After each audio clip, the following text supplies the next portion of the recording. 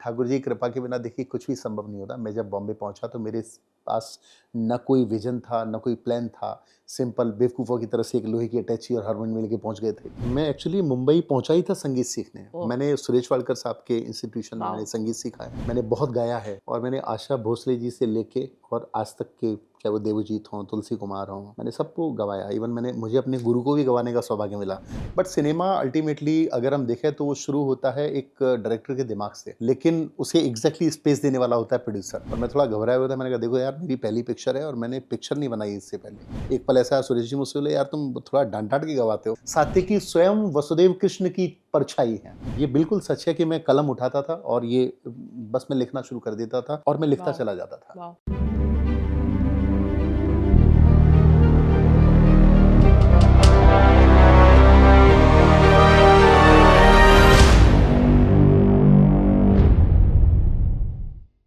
नमस्कार, प्रणाम। मैं हूँ अलंकृता मानवी और आज का दिन मेरे लिए बहुत ख़ास है, बल्कि हम सबके लिए बहुत ख़ास है क्योंकि आज हमारे साथ इस पॉडकास्ट स्टूडियो में एक ऐसी शख्सियत आई हैं जो किसी परिचय के मोहताज नहीं हैं, लेकिन फिर भी अगर मैं उनके बारे में बताऊं तो वो बॉलीवुड के बहुत ही जाने-माने फ़िल्म डायरेक्टर हैं, फ़िल्म प्रोड्यूसर हैं और साथ ही में अब उन्होंने बहुत ही ख़ास एक किताब भी लिखी है जिसके बारे में हम चर्चा करेंगे। आपको मिलवाती हूँ the one and only Dushyant Pratap ji. Dushyant ji, आपका बहुत-बहुत थैंक स्वागत यू है सो हमारे मच। स्टूडियो में। Thank you Alankrita. Before start मैं खुद रोमांचित हूँ आज के इस पॉडकास्ट को लेके, क्योंकि आप स्वयं अपने आप में कहते हैं ना, स्वयं सिद्धा। आपने बहुत से ऐसे कार्य किए हैं जिससे आपने विशेष कार्य क्षेत्र को ही नहीं, सारे महिला समाज को गौरवान्वित किया है। आपने एज एन बिल्कुल, ये तो है। एस्ट्रोलॉजर, एज एन समाज सेवी और अभी तो पॉडकास्टर और मतलब बहुमुखी प्रतिभागी धनी। जी। तो मैं भी, आज मेरी भी सांसें फूली हुई थी आपके साथ बैठना है। जब अच्छे किसी के साथ, आप नॉलेज वाले आदमी के साथ बैठो तो you need to prepare yourself. तो मेरे लिए भी आज बहुत अच्छा दिन है। थैंक यू सो मच कि आपने मुझे तो बुलाया अपने आपको स्टूडियो कुछ इनकी फ़िल्मों के बारे में बताऊँ, दी 100 बग, ज़िंदगी शतरंज है, लाल अयोध्या और त्राहिमाम। मतलब ये नाम सुन के ही हमको ऐसा लग रहा है कि क्या विशेष फ़िल्में हैं, कुछ तो मैंने देखी भी हैं। तो ये त्राहिमाम और लाल अयोध्या का कैसे आपको एक इनसाइट मिला बनाने का, में। निर्देशन करने एक्चुअली का? मैं एक बड़ा सौभाग्यशाली मानता हूँ अपने आप को इस मामले में कि मैं जिस भी क्षेत्र विशेष में मैंने काम करने की कोशिश किया, जो मेरी तमन्ना थी, मुझे ईश्वर ने मौके प्रदान किए, मुझे अच्छे दोस्त मिले, आपके जैसे बहुत सारे लोग मिले जिन्होंने बड़ा कोऑपरेट किया मुझको। बट सिनेमा अल्टीमेटली अगर हम देखें तो वो शुरू होता है एक डायरेक्टर के दिमाग से, लेकिन उसे एग्जैक्टली स्पेस देने वाला होता है प्रोड्यूसर। तो मुझे प्रोड्यूसर बहुत अच्छे मिले जिनके साथ बैठे हम लोग, सब्जेक्ट फाइनल हुए। तो वहाँ पे जब ये चीज़ें निकल के आईं, फिर मुझे सौभाग्य मिला उन्हें डायरेक्ट करने का। तो ये तो एक सतत प्रक्रिया है। किस-किस के खाते में क्या आता है वो तो उसके कर्म डिसाइड तो करते हैं, ये लेकिन I am lucky on that. मतलब कैसे आपने फ़िल्मों के बारे में कुछ पढ़ाई की या कैसे आपका फ़िल्में बन की तरफ रुझान चला गया? ये बड़ी मज़ेदार कहानी है। मैं हमेशा बोलता हूँ I am a accidental director. मैंने पहले 2 फ़िल्में प्रोड्यूस की, बट हमारी इंडस्ट्री में इसे बैड लक बोलिए, ईमानदार काम करने वाले लोगों की आज भी बहुत कमी है। तो उन दोनों फ़िल्मों में मेरे इतने बैड एक्सपीरियंस थे with the directors, with the other crews. तो फिर मैंने कहा नहीं यार, और टेलीविज़न में शुरू से ही मैं करता हूँ। टेलीविज़न बहुत किया है मैंने, बहुत टॉक शोज़ किए हैं। लेकिन सिनेमा क्योंकि एक अलग इट्स बिल्कुल। Not easy to direct. Hmm, hmm. But मैंने कहा नहीं यार, ये तो जब तक आप अपने हाथ में कमान नहीं लोगे, बहुत मुश्किल है इंडस्ट्री में एंट्री लेना। तो तो फिर देन आई जस्ट डिसाइडेड कि मैं रुकूँगा। तो मैंने 2-3 साल का ब्रेक दिया खुद को। मैंने और टेलीविज़न किया और थोड़ा-सा स्टडी की मैंने। देन आई स्टार्ट मेरी जो पहली फ़िल्म थी as an a director, the 100 bucks. But उससे जुड़ी एक बहुत ख़ास बात है कि जब मेरे असिस्टेंट इकट्ठे हुए तो फर्स्ट शॉट से पहले मैंने उनको बुलाया और मैं थोड़ा घबराया हुआ था। मैंने कहा देखो यार, मेरी पहली पिक्चर है और मैंने पिक्चर नहीं बनाई इससे पहले। ये इंडस्ट्री के इतिहास में आज तक ऐसा नहीं हुआ कि कोई डायरेक्टर अपने असिस्टेंट्स को बोले। तो वो 2 लड़कियाँ थी, ऐश्वर्या और एक और लड़की, मैं नाम उसका याद नहीं आ रहा मुझको। उन्होंने कहा सर क्या बात कर दी, हम लोगों ने 10 फ़िल्में की हैं, हम लोग खड़े हैं ना सर, बहुत अच्छी आप बात कीजिए है। और आप sir you can do it. तो वो पल मेरे लिए बहुत अच्छा था और देन फिर वो आई तो है started he doing this. Your तो टीम। मैं, या तो सोचिए मेरी हुँ, नियति थी डायरेक्टर बनना, या मैं एक एक्सीडेंटल डायरेक्टर हूँ। तो मैं हुँ। अपने जो मेरे बैड एक्सपीरियंस थे प्रोडक्शन को लेके, उनसे सीख के मुझे लगा कि नहीं, मुझे अगर लीड करना है या काम करना है तो I should direct my projects. बहुत अच्छी बात है। वो कहते हैं ना dream work is always achieved with absolutely. The team तो यू हैव। फिर ईश्वर ने मुझे और इंडिविजुअल मौके दिए, बहुत अच्छी बाहर बात के है। प्रोड्यूसर्स मुझे काम देने लगे, तो वो मेरे लिए हमने सुना है कि आप गाते भी बहुत अच्छा हैं और सुंदरकांड से लेके बहुत तरह के आपने धार्मिक उनसे भी आप जुड़े हुए हैं, तो ये रुझान कहाँ से आया? कुछ गाते हैं तो कुछ गा के सुनाइए हमें। मैं एक्चुअली मुंबई पहुंचा ही था संगीत सीखने। ओह! मैंने सुरेश वाडकर साहब के इंस्टीट्यूशन में वाओ! मैंने संगीत सीखा है और उस समय के जितने भी म्यूज़िक प्रोग्राम्स थे, हुँ, हुँ। ऑलमोस्ट मैंने पार्टिसिपेट किया। उसमें तो बहुत कम चैनल हुआ करते, 2 या 3 ही चैनल हुआ करते थे। आई विन लॉट, मैंने बहुत गाया है, मैंने प्लेबैक भी गाया है और मैंने आशा भोसले जी से लेके और आज तक के, चाहे वो देवजीत हों, तुलसी कुमार हों, मैंने सबको गवाया। इवन मुझे अपने गुरु को भी गवाने का सौभाग्य मिला, सुरेश वाडकर साहब को। बट तब तक बहुत क्योंकि अच्छी बात है। मैं थोड़ा ऐसा हो चुका हूँ, तो एक पल ऐसा आया, सुरेश जी मुझसे बोले, "यार तुम थोड़ा डाँट-डाँट के गवाते हो।" मैंने कहा, "ऐसा नहीं है।" तो आई एम सॉरी अगर मैं थोड़ा ज़्यादा बोल गया हूँ। But he is very kind of like person. उन्होंने बोला, "बहुत शुभ दुष्यंत।" तो संगीत से तो मेरा जुड़ाव मतलब है, संगीत मेरा ओरिजिन है। और बट मैं संगीत अपने शौक और जहाँ मुझे लगता है मैं जस्टिफाई कर सकूँगा, वहाँ पे मैं अपना इन्वॉल्व करता हूँ, अपना हाथ डालता हूँ। अदरवाइज़ मैं, because I am not into a proper रियाज़, तो मैं थोड़ा-सा फिर I am not putting myself like, नहीं मेरा फ़िल्म है तो संगीत में ही करूँगा। तो वो मैं कुछ एक जस्टिस थोड़ा करता से हूँ। चंद पंक्तियाँ या कुछ आपकी फ़ेवरेट लाइन्स जो आप गा के सुनाना चाहेंगे? क्या सुनना पसंद करोगे? जो आप सुनाना चाहें। मैं आपको मैं मुकेश माथुर साहब का बड़ा फ़ैन हूँ, मुझे बहुत अच्छा लगता है। तो उनका जो गाना था, उससे जिससे मैंने स्टेज पे शुरुआत की थी, उसकी 2 लाइन मैं आपको सुना देता हूँ। कहीं तो ये दिल कभी मिल नहीं पाते, कहीं पे निकल आते जन्मों के नाते, घनी थी उलझन बैरी अपना मन, अपना ही होके सहे दर्द पर आए, दर्द पर आए, कहीं दूर जब दिन ढल जाए, सांझ की दुल्हन बदन चुराए, चुपके से आए। बहुत, थैंक यू। बहुत, बहुत सुंदर, बहुत सुंदर। मतलब मन खुश हो गया एकदम। पॉडकास्ट में एक अलग ही जो है वो नहीं, एनर्जी बट आ गई है आपका म्यूजिक नीड म्यूज़िक लॉट सुनने ऑफ के बाद। रियाज, तो तो मैं रियाज में नहीं हूँ प्रॉपर। देखिए, हरिदास जी ने भी जब तपस्या की थी तो तभी वृंदावन में जो है वो मूर्ति प्रकट हुई। तो संगीत जो है ना, वो तो प्रभु को भी बहुत प्यारा है।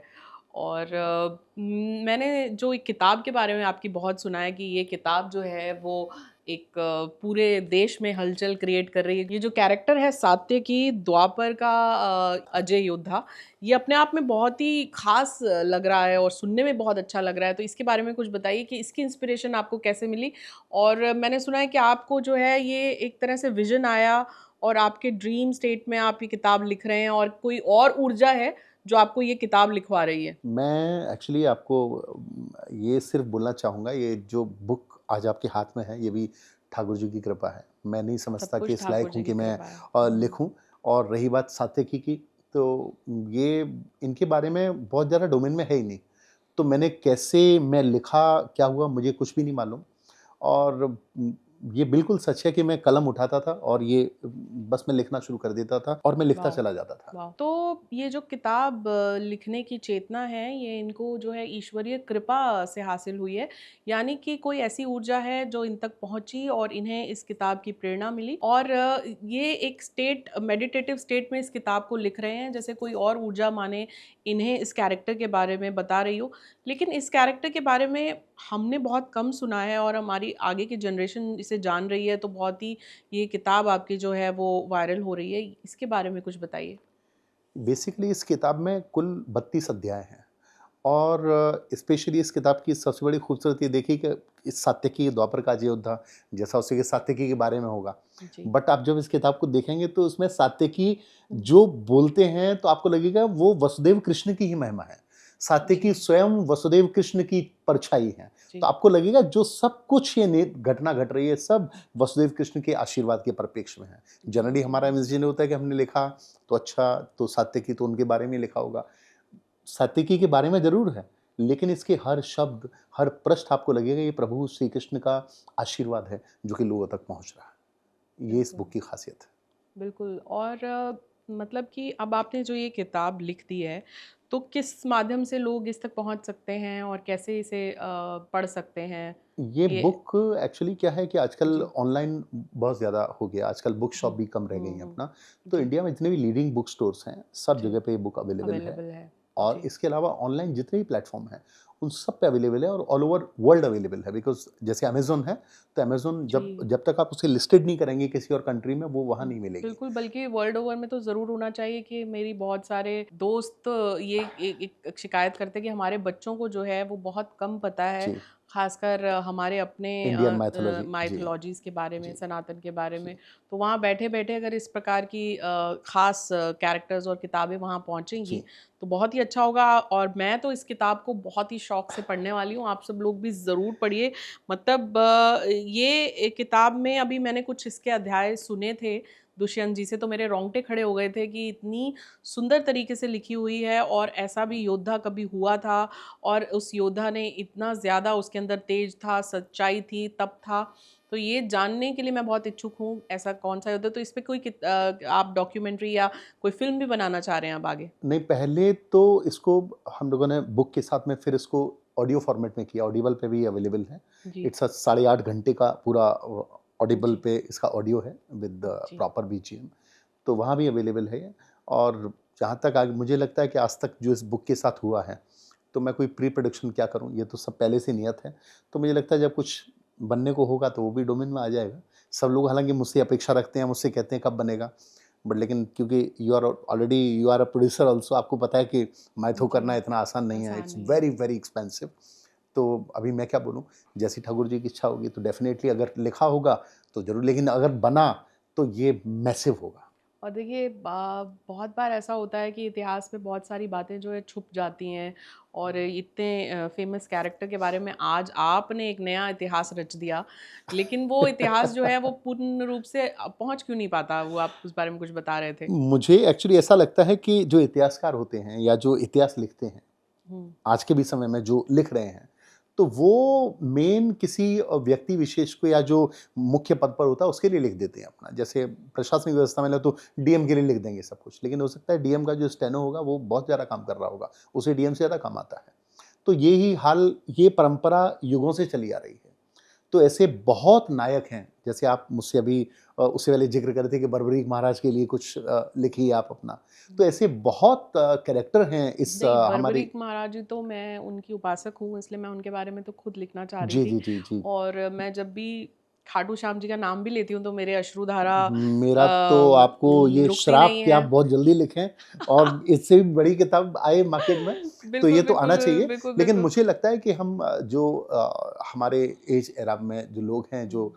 थोड़ा टाइम दे सकते हैं, जिनके पास वो संसाधन हैं, जो प्रॉपर रिसर्च कर सकते हैं, मेडिटेशन करके एक तारतम्य स्थापित कर सकते हैं। मुझे आता है बिल्कुल, जैसे तारतम्य, मुझे आपसे मिलके बहुत प्रेरणा मिल रही है, तो ईश्वर आप से। यूथ को हाँ। क्या मैसेज देना चाहेंगे कि वो किस तरह से अपने जो है अपने सनातन को भूलते जा रहे हैं कहीं न कहीं, उन्हें मालूम ही नहीं है अपने कल्चर के बारे में या अपने वेदों के बारे में, शास्त्रों के बारे में? एक्चुअली जी। अलंकृता, हो सकता है पॉडकास्ट थोड़ा लंबा हो जाए। हम जो जन्म है ना, कोई भी ये दावा नहीं कर सकता है कि उसका प्रथम जन्म है या अंतिम जन्म है। तो हर आत्मा जो है कहीं से होके आती है, तो उसके अवचेतन में इतनी चीज़ें मौजूद रहती हैं। तो मैं फिर बोलता हूँ, आज के यूथ को कम से कम एक पाठ ऐसा ज़रूर होना चाहिए, अगर वो अवचेतन मस्तिष्क में अगर बैठें, मेडिटेट करके अगर वो ध्यान लगाएँ और अपना तारतम्य ईश्वर से जोड़ने का प्रयत्न करें, या जी। जिस व्यक्ति विशेष के बारे में वो कुछ जानने का, जैसे आप रेकी आप जानते हो, तो वो मैं अगर। कार्ड्स करती हूँ अवचेतन मन के, तो उसमें यही एब्सोल्युटली। है कि अवचेतन मन आप जानते हैं कितना जी, ज़्यादा जी। पावरफुल है और अवचेतन सही-गलत तो जानता ही नहीं है, वो खाली डेटा को फीड करता है एब्सोल्युटली, और एब्सोल्युटली, हमारे मस्तिष्क में अक्सर ख़्याल जो हैं वो फ़ियरफुल और सबसे एब्सोल्युटली, पहले फ़ियरफुल ख़्याल आएगा, फिर एब्सोल्युटली। नॉर्मल आएगा, तो वो चेंज करना बड़ा मुश्किल हो जाता है। लेकिन अब आपके कुछ आगे के प्लान्स बताइए इस किताब के अलावा अब आगे क्या प्लान्स हैं आपके और क्या आप नया कर रहे हैं जिससे। मेरी 2 अभी फ़िल्में आने वाली हैं, जी। जिस पे कि हम लोग काम कर रहे हैं। 3 प्रोजेक्ट्स मेरे बिल्कुल रेडी हैं। There is 2 big budgets and थोड़ा लंबी ड्यूरेशन वाली मेरी शॉर्ट फ़िल्म्स हैं, 38 minute each. It's a big hmm, duration with the big stars. तो हुँ। वो कंप्लीट है, that going to be release. एक मेरी वेब सीरीज़ है, वो कंप्लीट है, वेब वो रिलीज़ सीरीज़ पे है। कौन-सी? वेब सीरीज़ का नाम है लकी कर्स। लकी आपके कर्स। जितने नाम है ना वो इतने खास हैं, तो ये नाम आप खुद चूज करते हैं या कोई और चूज नहीं, करता है आपके नहीं, लिए? सब टीम वर्क होता है, कहीं मैं भी चूज़ करता हूँ, बट उसको क्या देना जब तक 4 लोग बैठ के नहीं कहेंगे सर ये सही है, तो मैं मानता हूँ कि उनका भी योगदान है तो अपना आपकी सभी जो ये का। इतनी वास्ट आप स्ट्रीम्स में काम कर रहे हैं, आप फ़िल्म्स भी बना रहे हैं, आप राइटर भी हैं और आप प्रोड्यूसर भी हैं, तो ये सारा कुछ कैसे मैनेज कर लेते हैं आप इतना सब कुछ एक साथ देखो लाइक? 2 ही शब्दों की उत्तर है इसका, तो ब्रेड बटर की दौड़ है, तो आपको लगानी और ईश्वरी है। कृपा भी होगी आप पे ज़रूर ठाकुर जी की? ठाकुर जी की कृपा के बिना देखिए कुछ भी संभव नहीं होता। मैं जब बॉम्बे पहुँचा तो मेरे पास न कोई विज़न था, न कोई प्लान था। सिंपल बेवकूफ़ों की तरह से एक लोहे की अटैची और हारमोनियम लेके पहुँच गए थे कि संगीत सीखना। मुझे आज लगता है कि कितनी बड़ी मैंने मूर्खता की। बट वहीं मैं आज अगर अपने आप को देखता हूँ तो मुझे लगता है कितना बड़ा आशीर्वाद था ईश्वर का। बट बिल्कुल ब्लैंक जाना, सब चीज़ें करना, घूमना, स्ट्रगल कर रहे हैं सब चीज़ें, तो मैंने बहुत वास्ट टाइम भी देखा है जीवन में। अभी अ, देखिए, अभी पहले क्या था कि सिनेमा मतलब बहुत सारा पैसा, बहुत बहुत सब कुछ। लेकिन अभी सिनेरियो थोड़ा-सा चेंज हुआ है जहाँ पे अब जो यूथ है वो बहुत कुछ क्रिएटिव कर रहा है, शॉर्ट फ़िल्म्स खुद ही बना रहा है, सोशल मीडिया के माध्यम से बहुत कुछ अपने मैसेजेस को पहुँचा रहा है। तो उनके लिए क्या कहेंगे? क्रिएटिविटी को और कैसे एनहांस करें या क्या करें? मेरा इसमें थोड़ा-सा विपरीत मत है। जी। दिग्भ्रमित है समाज आज का। सिनेमा, सिनेमा है। साउथ की फ़िल्में क्यों हिट होती हैं? हमारे यहाँ की बॉलीवुड की फ़िल्में क्यों फ्लॉप हो रही हैं? बिकॉज़ हम लोग बार-बार रियलिटी, रियलिटी, अरे मुझे रियलिटी नहीं देखनी। अलंकृता क्या है मैं जानता हूँ। मुझे अलंकृता के जीवन से क्या लेना-देना? मुझे तो ये कि शाम को एक अच्छी गज़ल संध्या हो रही है, गप्पें चल रही हैं। हम हँसते कब थे कि गप्पें होती, बोलते हैं ना, हम जब पढ़ते थे हुँ। तो अरे बहुत गपोड़ी है, लेकिन बैठ के बात करते थे उससे। तो सिनेमा इज़ लाइक अ गप। तो यानी कि रियलिटी सिनेमा वो जो हम कहते थे कैथार्सिस थ्योरी के हिसाब से फ़िल्में बनाइए। टोटली इट्स अ दिग्भ्रमित स्थिति। और रही बात आज का जो यूथ जो कर हुँ। रहा है, उनको तो सिनेमा कुछ पता ही नहीं है। वो 4 कैमरे ले लिए या मोबाइल ले लिया और वो बोलते हैं एक्शन। आजकल तो हमें शर्म आती है, जब मैं बॉम्बे वॉक मैंने करना छोड़ दिया है, क्योंकि मैं वो देख के डिप्रेशन में आ जाता हूँ। हर 4 कदम पे 2 आदमी कैमरा लेके खड़े हैं। अच्छा एक्शन, मैं डायरेक्ट, व्हाट इज़ दिस? देखिए, सो सिनेमा भी अपने आप में पढ़ाई है जिसे समझना पड़ता है। एब्सोल्युटली, हमने जो है कई साल पढ़ने के बाद भी हम अपने आप को फ़िल्म एब्सोल्युटली, मेकर नहीं कह पाए क्योंकि एब्सोल्युटली, हमें लगा कि शायद हम में वो टैलेंट नहीं है। मुझे याद है मैंने 4 साल फ़िल्म मेकिंग की पढ़ाई की, 2 साल दूसरी पढ़ाई की, उसके बाद भी फ़िल्म बनाने से पहले हाथ काँपते थे। एब्सोल्युटली। लेकिन आज वो हर कोई जैसे टायरो रीडर है, हर नहीं, कोई ना, वो ना, है इट्स बट नॉट। मैं यही बोलता हूँ, शॉट चाहिए सबको बहुत जल्दी। शॉर्ट और दिग्भ्रमित है पूरा सारा, ऐसा नहीं है। और सिनेमा में पैसा आज पहले की बजाय 20,000 गुना ज़्यादा है। लेकिन कमा कौन रहे हैं? जो लोग एग्ज़ैक्ट सिनेमा जानते हैं, सिनेमा का, जिनको सिनेमा बनानी नहीं, सिनेमा को बेचना, प्रेज़ेंट करना भी एक तो कला आपका है। कहने का तात्पर्य ये है कि जब हम कुछ देखना जैसे कैथार्सिस थ्योरी होती है उसमें कहते हैं कि जब आप मूवी में कोई चल रहा है शादी का सीन यू फील कि आप भी उस शादी में मौजूद हैं या कुछ भी इल्यूजनरी चल रहा है you want to enjoy that that moment that absolute, that is illusion called a cinema. है ना इसीलिए आप सिनेमा देखते दैट हैं इज़ कॉल्ड अपने आप को सिनेमा। रिफ्रेश करने के लिए। एब्सोल्युटली सिनेमा वो थोड़ी है मैं बिजली विभाग में गया और रिश्वत दे रहा हूँ और वो सिनेमा थोड़ी है। वो तो मेरी दर्द है, वो तो सबको मालूम है। अगर मैं उसको हाँ, पर्दे में दिखा रहा हूँ तो क्या दिखा रहा हूँ? सबको तो मालूम है इसीलिए पहले से। कई बार मैं तो खुद कटती हूँ कि यार अभी इतनी टेंशन चल रही है, अभी नॉट एट ऑल। टीवी में भी वही सब टेंशन, मार-धाड़ एब्सोल्युटली, यही सब देखेंगे एब्सोल्युटली। हम लोग तो तो कहाँ जिसे है, हम माइंड और सिनेमा भ्रमित समझ होगा। बैठे हैं ना, जी। एजुकेशन बहुत ज़रूरी है इस देश में आज की डेट में। सब ध्वस्त हो चुका है। लोगों का जो मेंटल लेवल है, जो उनका जो सिस्टम है, ये जिसे वो रियलिटी समझ रहे हैं, वो रियलिटी नहीं है, वो बेवकूफ़ी है। तो दुष्यंत जी मेरा एक पर्सनल ड्रीम है कि विदेश में भी जो मेरे बहन भाई हैं उनके बच्चों को माइथोलॉजी के बारे में कुछ नहीं पता, वो चाहते हैं कि हम लोग उन तक माइथोलॉजी पहुंचाएं या इतनी सुंदर है हमारी माइथोलॉजी, इतना कुछ है उसमें। और जो आज हम बात करते हैं डिजिटलाइजेशन एआई वो सब कुछ उस ज़माने से चलता हुआ आ रहा है और बहुत कुछ है। तो वो वैसा अगर कुछ हम करना चाहें तो आप हेल्प करेंगे हमारी? अरे डेफ़िनिटली हेल्प किया भी हम तो बहुत, आप तो बहुत अच्छे मित्र हैं। लेकिन मुझे आज लगता है कि आज भी अगर हम थोड़ा कोशिश करें, आप बताओ अपनी दादी और नानी को आप क्यों याद करते हो? अगर हैं तो बहुत अच्छी बात है। हाँ। क्यों याद करते हो? कि वो कहानी बड़ी अच्छी सुनाती थीं।